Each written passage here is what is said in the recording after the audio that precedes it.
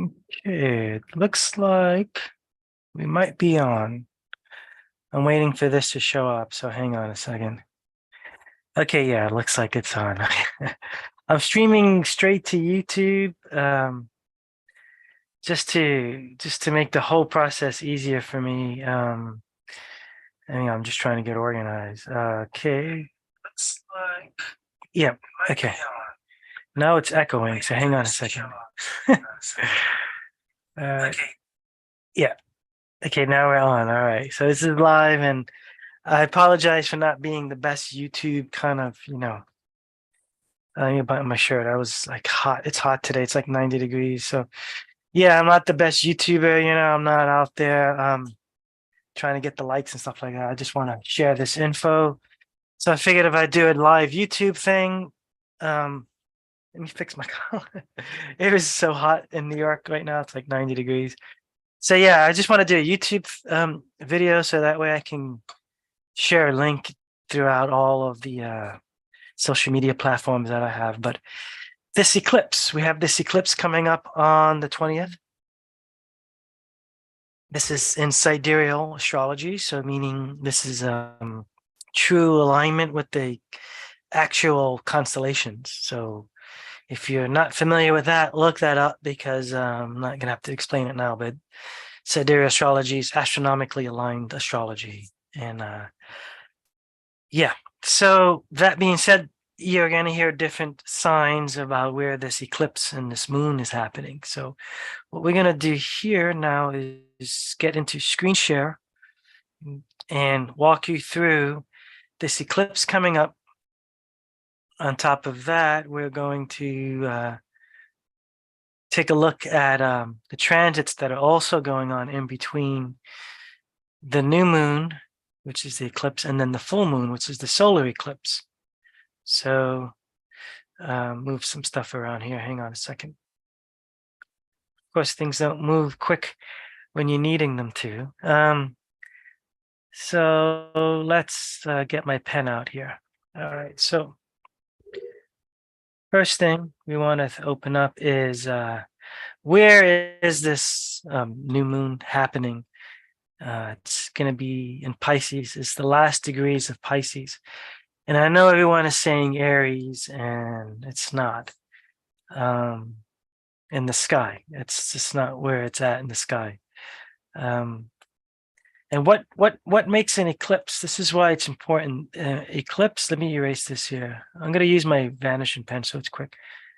So you see when the node is close to either the moon or the sun, while they're full or new. So new moon means that the moon is conjunct with the sun, but because the node of the moon is crossing the ecliptic, and the ecliptic is where the planets and the sun travel. That's the ecliptic. That's the zodiac belt. The moon travels 5 degrees out of the ecliptic. So whenever it comes into, so here's the ecliptic, and then the moon is 5 degrees difference. So whenever they hit during a lunar full moon or new moon, there's what we call an eclipse because the paths are crossing. So the moon comes right in front of the sun. And then when you have the lunar eclipse, it's on a full moon, sun and moon opposite, and the earth passes in between. So we'll discuss that on May 5th. All right, so I just want to point out this is going on in Pisces, but the North Node is in Aries, so that could ring true to Aries feeling new moon or eclipse. South Node is in Virgo. Okay, the goddess mother. Now, what's pretty amazing is this scene here. I'm gonna show you a few things. I'm gonna bounce around a little bit, but this reminded me of exactly this amazing scene here. It's this one here. So this is a temple I was in called the Tombs of the Workers. I might have went too far backwards. So I wanted to show you the Hall of Two Truths of Ma'at. So if you give me 1 second, let me see if I can kind of correct this while I'm on. I thought I prepared it here. Give me 1 sec. Yeah, it's down here. I thought it was up. This is Ma'at. Yeah. In any case, yeah, when you're needing things to work fast, they don't. When you're streaming and stuff like that. But here, I think it's coming up now. So that's just the way it works when you need it. So yeah, so I want to open you up to this shrine I was in. It's, if I can pronounce it right, Deir al Madeira. Basically, it was the the temple for the tomb of the workers, and they had a beautiful chapel with a bunch of shrines in it. And here's a shrine to Ma'at, and you can see this is where we get the symbol of Libra from. And you remember that when we look at the full moon on May 5th. So here's the feather of Ma'at here. And this is where the heart gets weighed. And over here in the next image, you'll see, if I can get to it. Yeah, here we go. Here's the arrow.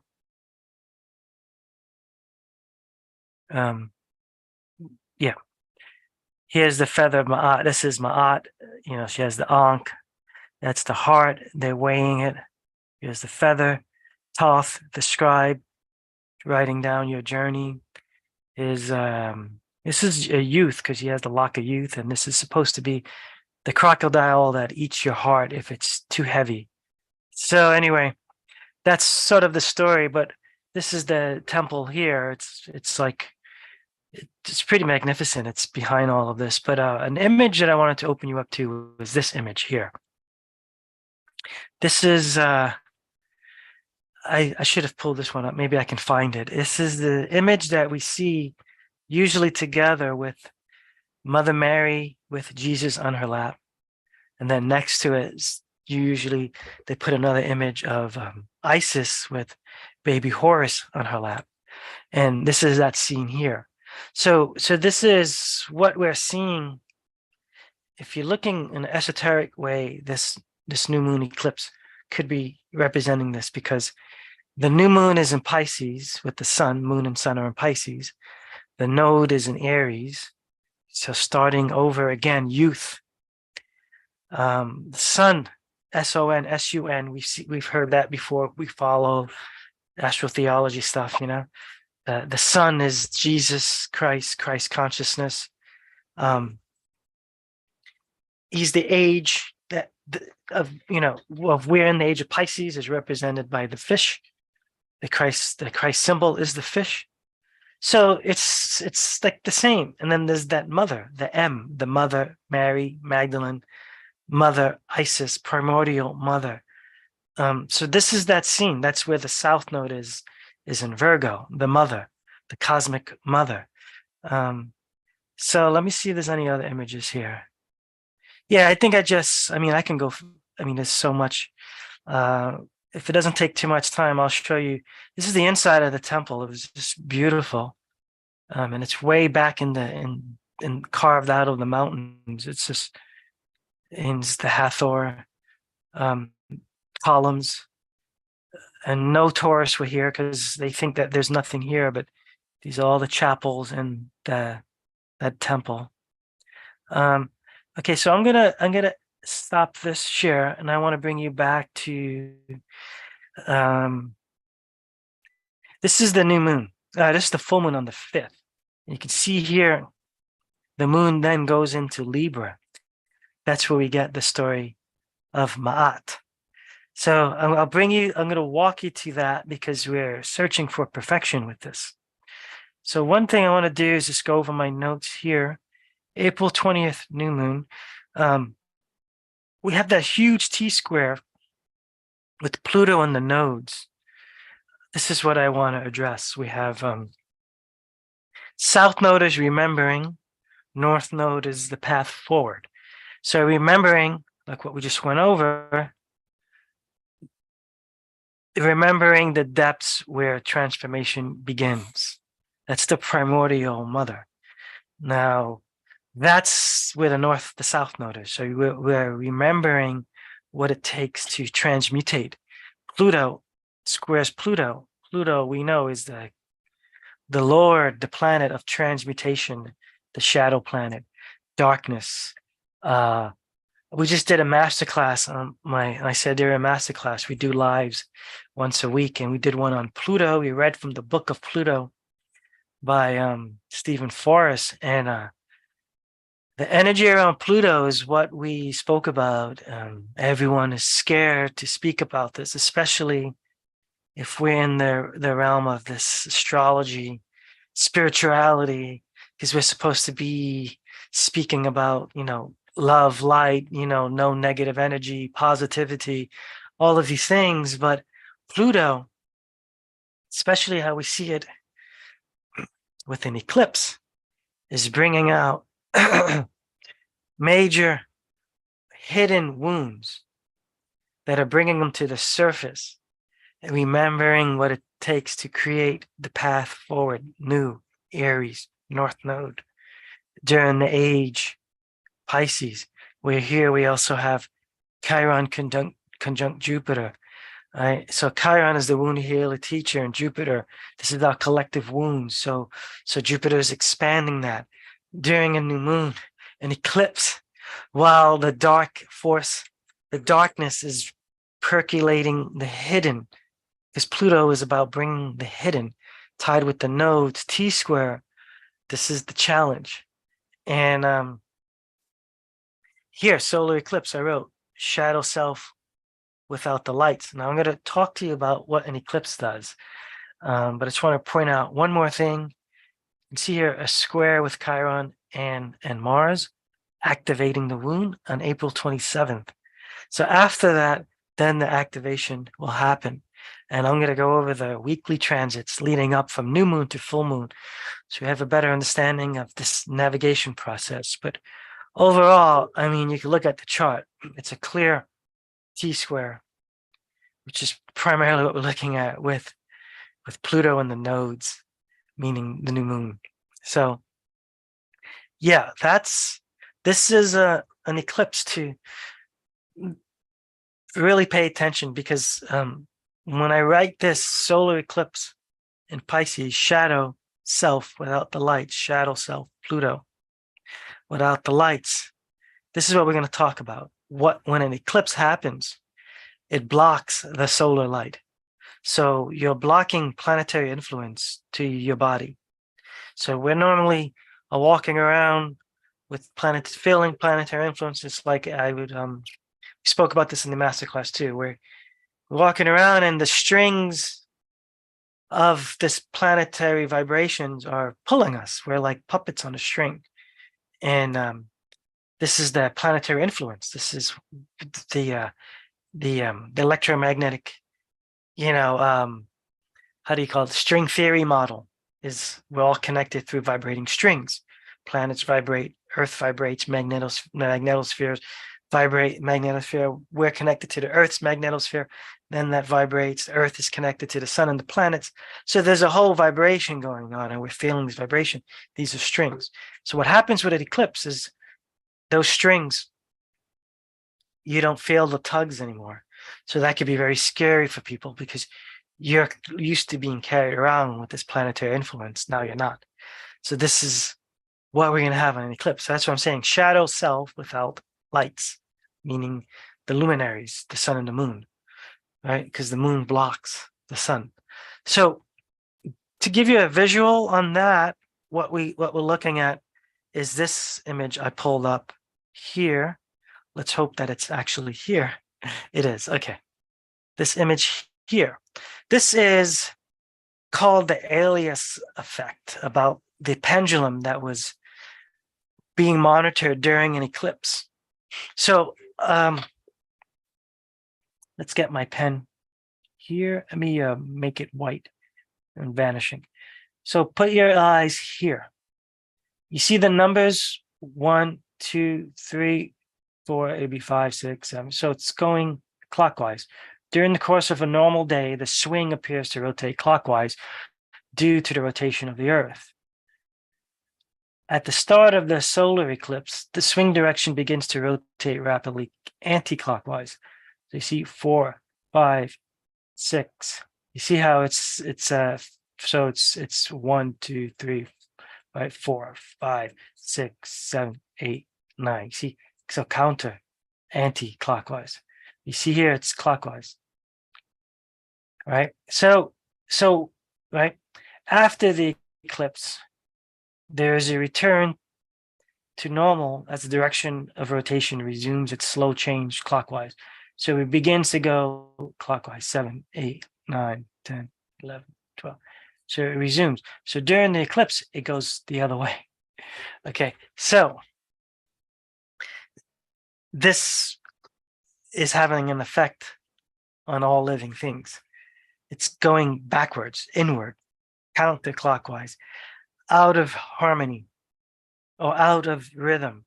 Because clockwise, if you study, I did some study connecting, this is also important too, Virgo, Sky Mother Goddess, with the temples of Egypt. You see the Sky Mother Goddess on all the tombs, the sarcophagus lids, also all the temples. She's also called Nut or Net or Neth. And you look again, ancient indigenous American culture, Indian, is the grandmother spider. Then you have Freya, the Norse goddess. She's a weaver. So you start looking at all of these goddesses and they weave. And you start to figure out what they're weaving, and they weave matter into creation in a clockwise motion. There's a quote in one of my books where it says the indigenous American Indians, they would weave, if they wanted to cause harm, they would weave something, a mat or something counterclockwise, and they would give that to the enemy so that their enemy can be disharmonized. It's because, to be like a food mat, put your food on it, but it's woven counterclockwise. You wouldn't recognize it, but it's meant to create a disharmony. So it's out of tune. You're going to feel, but you're actually going to be in tune with your true self. So that's what I feel an eclipse does, is it exposes you to your true self. Now we have an exposure of true self during a time of shadow self. Now this is what I see is, if you're unaware, you're going to go crazy. If you're aware, you can, start integrating, what is this shadow self? What am I going to expose? What's building up in me? And allow yourself to bring it out. So I did a private talk with my students the other day, and we discussed, how to support yourself during this time. And definitely you want to be around people that you can trust. You want to be around people that you can spill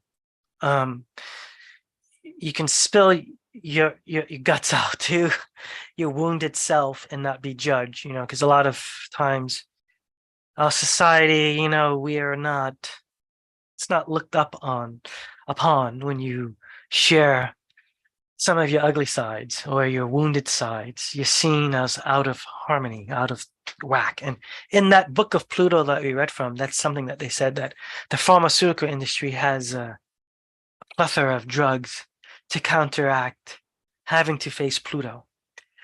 It's the purple pills. So you want to surround yourself with red pill type of people who can support you during these times of just spilling your guts out. So that's generally what we're going to be seeing on this Pluto. And believe it or not, it's healthy to purge during this time, to purge out your energy. So surround yourself around supportive people. So I want to bring your attention now to some of my notes on the full moon on the 5th.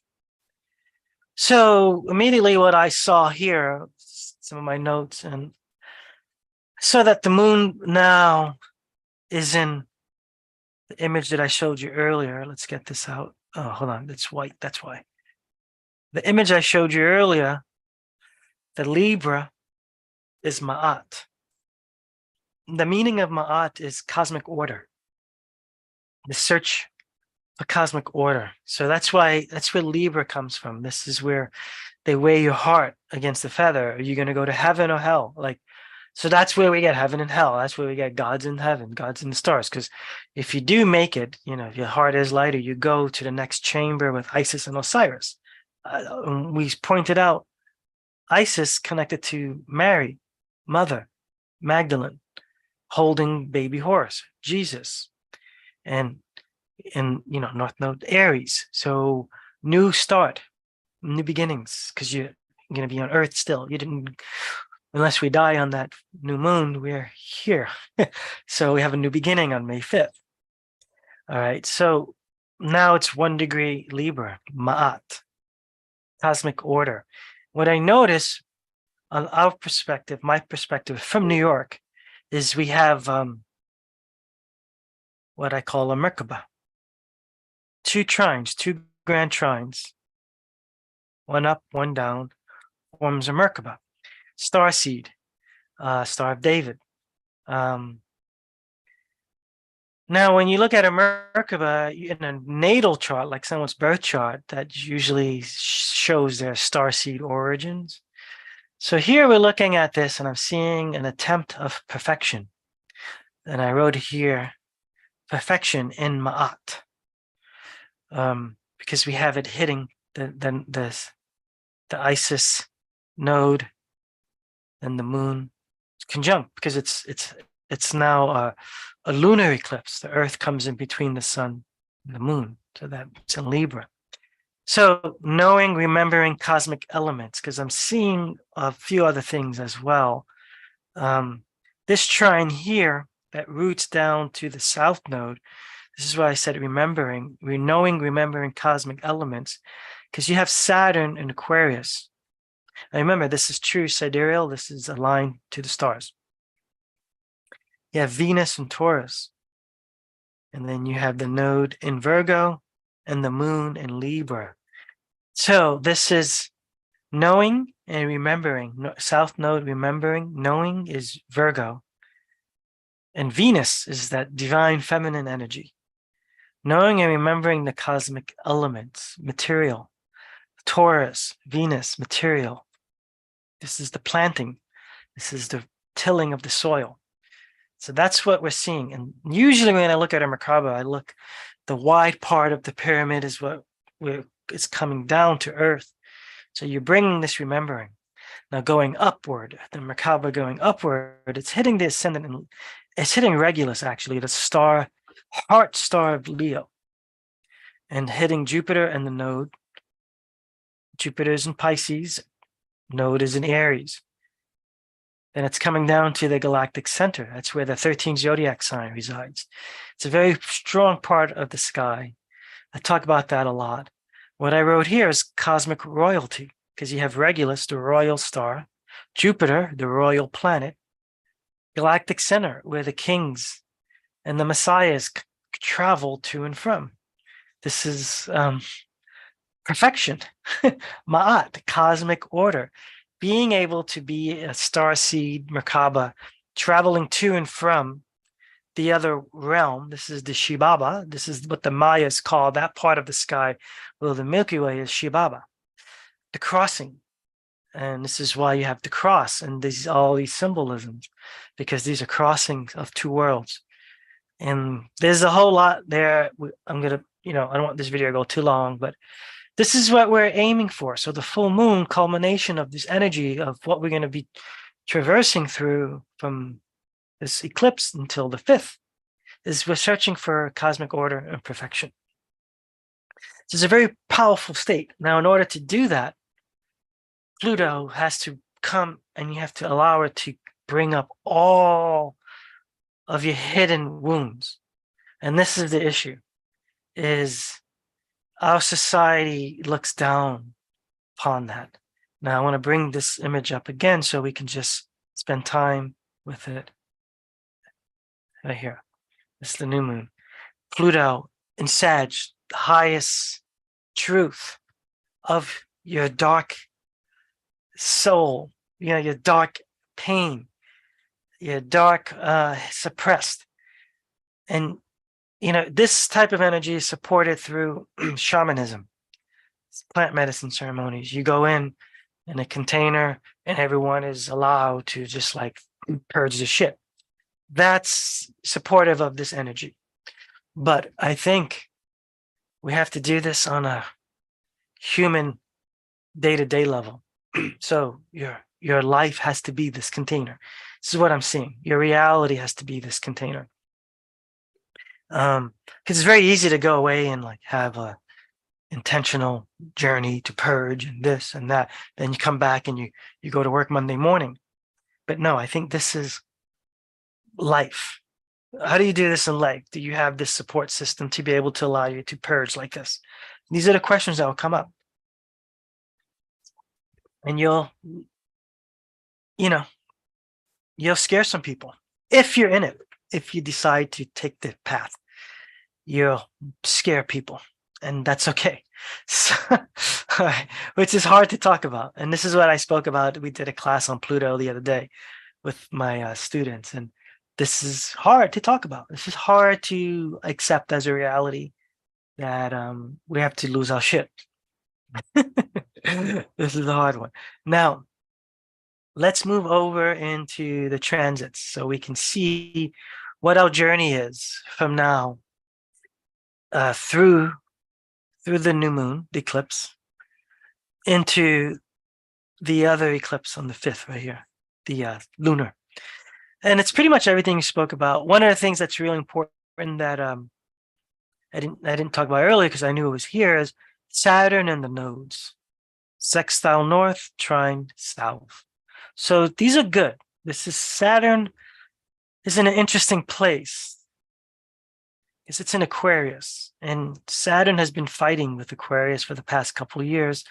We had a square, Saturn square Aquarius. Now, again, if my students are watching this, they're like, okay, I heard this before, but this is going on YouTube, so I'm going to repeat myself a little bit. But even Saturn, the controller of our time, because Saturn controls Earth time. We live on the Saturnian rule. This is the black cube of Saturn. Can't outrun it, humans. But so even Saturn, the controller of time and limits of Earth, can't even outrun the zodiac. And the zodiac is pretty powerful. If you want to take up some reading, read the Hermetica. Turn to the chapter, The Zodiac and Destiny, and you'll read about how Atum, who's also known as God, creates the zodiac to control humans so that we can't be as powerful as the gods because we have that power. So now you realize that's how powerful knowing the true zodiac is. This is why I believe Sidereal Astrology and 13 zodiac sign astrology is suppressed. Because when you get into this type of astrology, you start getting into cosmology, astrotheology, and you start seeing the hidden secrets of our society. And it shows. We're not, we should not be, most of us cannot handle the true power of true alignment to the celestial realm. Is it for our good or not? This has been my quest for quite a few years. But in any case, Saturn can't even outrun the influence of the zodiac because Saturn just got done fighting with Uranus. Uranus rules Aquarius. Now, after the fight, Saturn sits in the house that's ruled by Uranus, and Uranus is saying, sit down and learn how it's done. You are here as a god, so am I. We're the planetary gods. I create change and new, and I awaken, and I create a new way. You manage structure. You manage paradigms. Your old paradigm is over. We're moving into the age of Aquarius. The sun is dawning on the age of Aquarius. So we are building a new world. Now you need to understand what this new world is from an awakened point of view. So we need you to sit in my house and watch me work because I am in Aries.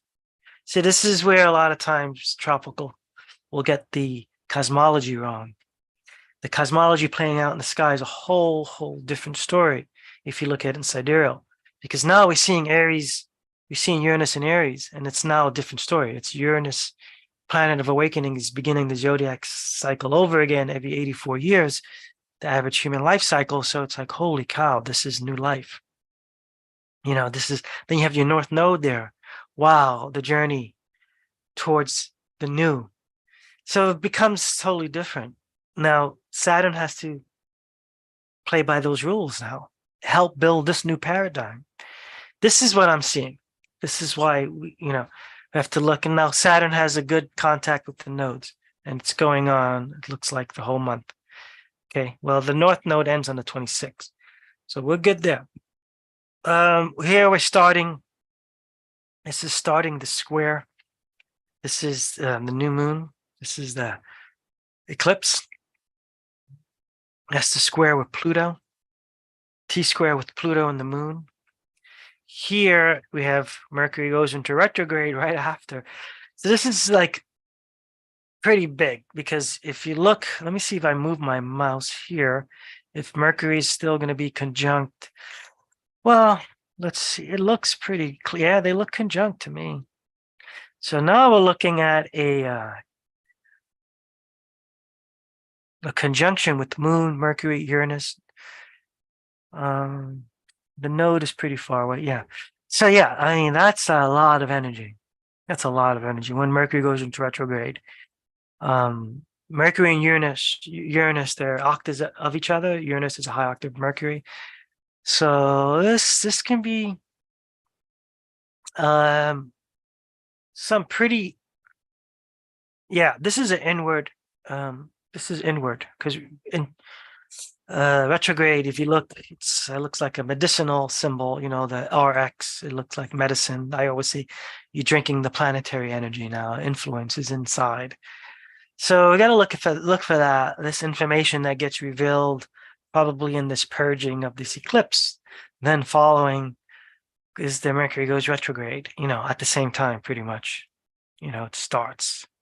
Yeah, so we're there's information there. So hidden information that will help you awaken. I think this purging. Mercury then sextiles Mars. Mars is in Gemini. That's a lot of action with this information. And then here's Sun in the nodes, because that's the eclipse. Sun, Saturn, 24th through the 26th. Sun sextile Saturn. That's because Saturn was dealing with the nodes. So yeah, that's a natural thing. Chiron, Venus, 24th through the 26th, exact 25th. You might have a little bit of energy around. Oh yeah, we did speak about this in the class. I get confused of what we spoke about, what we didn't. You have the masculine and the feminine having contact with Chiron. The feminine is having an easier creation contact, whereas the masculine Mars energy is having a little bit of a harder one. So it pay attention to give support to the masculine that's probably dealing with stuff after this eclipse. Maybe too much action because it dealt with a Mercury contact. So there could be a lot of masculine Mars energy coming into play, especially I just saw here, right around here, 27. Mars, Uranus. Uranus is in Aries, ruled by Mars. It's a good contact, so it's like it's a processing of awakening during the healing, during the pain with Chiron. So it's a good time for the feminine energies to support the masculine energies in their process of uncovering wounds. So it's a good time for roles to be reversed. The feminine needs to give a shoulder for the masculine to, if it can show up, give a good cry. So, and then Pluto goes retrograde after all that. All right, so that's like pretty major, right? So let's see here. Pluto goes retrograde on the 29th. So after Pluto deals with what we saw, it goes inward. So big explosion. And then you take all of that and then you take it all in again and you integrate it inside of you with Pluto. That's major shit, man. That's major, but it's if we know where we're heading for that full moon on the 5th lunar eclipse, this is perfection. So this sounds hard, but if you keep your path on perfection, then you would be running to purge out the imperfections. And it's pretty real. And here you have Venus with a square Neptune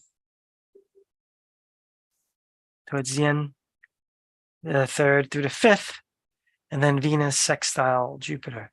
So Venus square. So I'll put my mouse here because Venus moves really fast. Let's look at where Venus is. Yep, still in Taurus, heading into Gemini. My pen is acting up. All right, and then Jupiter is in Pisces. Neptune is the ruler of Pisces, and Venus is also square that. Neptune, well, it's at the end of Pisces. Okay. Well, how do you look at it? The beginning of Pisces. Square. And then Jupiter expands. So yeah, wow, interesting. The beginning of Pisces is squaring, lessons with having these visions, this Venus outlook, this dream state Venus. But then the Jupiter gives it confidence towards Aries. I don't know. I want to keep an eye out for that. This could be New Horizons too, and more Venus influence. Yeah, I don't have much to say about that other than I want to keep an eye on that because we are heading towards perfection. So we might be dealing with feminine perfection or understanding of divine feminine creation roles, but it's the square with Jupiter which is confusing me because these squares are usually a harder lesson to be learned. So I just can't put my finger on that now, which is fine. So we'll just observe and we'll see where we're at. I think that about wraps it up, guys. Let's see. Yeah, because we did that. Yeah. I just want to see if there's any more images I want to share. No, those were the only images. Okay, so what I'll do is I'll stop sharing and I'll say goodbye. Okay, so yeah, you should really, I would encourage you to join my Facebook group if you're not already on it. If you're not already on it, Sidereal Revolution. Because I do a lot of private Zoom calls like this. And I also have a masterclass, which I have a few options to join, like a 3-month sliding scale. You can have a 3-month membership or lifetime membership, where you have access to the pre-recorded videos for a lifetime, plus live classes with me for a lifetime. Plus you get 3 one-on-one coaching sessions with me. So that comes with the lifetime membership. But if you're on a budget, you choose the sliding scale 3-month membership and you get the same, but you just don't get the coaching. But yeah, I would encourage you to join one of those because we do a lot of private calls like this with the students because I train and you get certified too with a certificate as professional sidereal astrologer. So I'm just trying to train people to do sidereal astrology and it's working really well. We have a lot of confident astrologers in the group that have graduated from the course. So we do private calls and it's like a continued learning situation. So I would encourage you to kind of look into that with me because we go pretty deep. And yeah, so those are the dates. I ran everything over. It's coming up. Bite your tongue because Pluto is going to be deep, hard energy, and surround yourself with supportive people that can support you during hard times, or also make sure you can support people during hard times. Yeah, so don't go out celebrating for sure. Don't go out howling to the moon. at some drum circle that you don't know anyone. Don't do that. Try to be more uh, uh, um, ceremonial and contained with your people. And you'll be able to process and integrate a lot more, I believe, if you feel safe. So that's what I encourage you to do, is find a safe environment in and around this eclipse and after. Yeah, so that's about it. Okay. Thanks for watching, and we'll see you soon.